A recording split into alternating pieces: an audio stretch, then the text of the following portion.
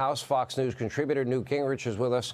So if you're willing to call somebody or compare them to Stalin, Hitler, and Mussolini, I'm sure you have no problem calling him a serial murderer, a rapist, and the list will get longer by the day, probably a terrorist by the end of this campaign.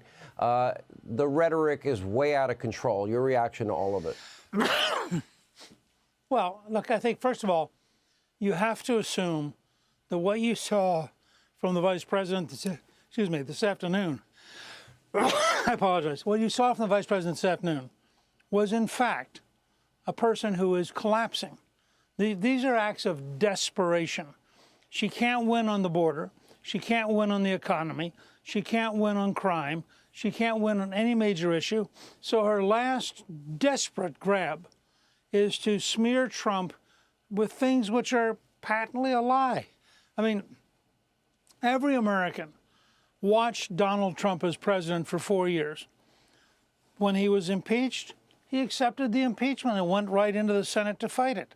When he was stopped from doing things he wanted in the Congress, he accepted it because he understood the balance of power. There is no evidence, none, in his 4 years as president that he resembles in any way this kind of weird attack that Kamala's made.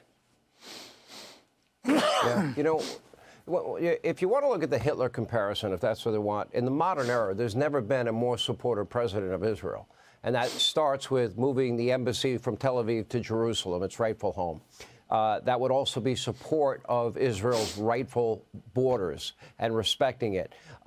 He supports Israel's right to fight back and to win the war against radical Islamic terrorists that Biden and Harris have been trying to stop Israel from winning.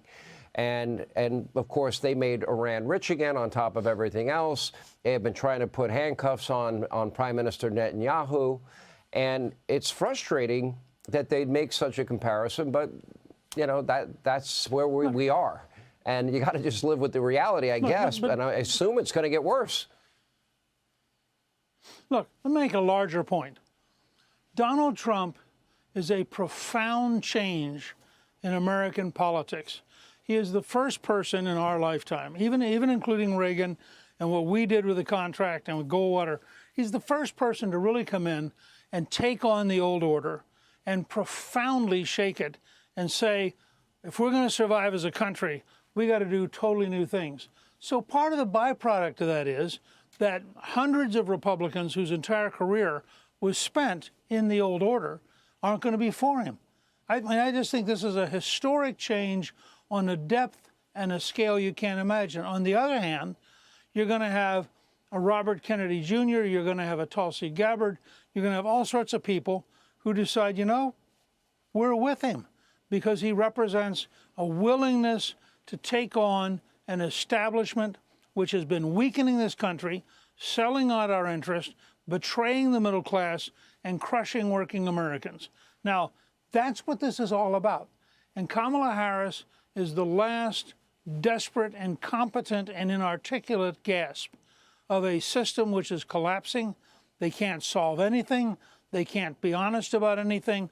They can't tell us what they really believe because they know that if she were to be honest with us about what she really believes, she'd get about 16% of the vote. So she's got to dance and confuse and, you know, dissimulate. That's just a fact.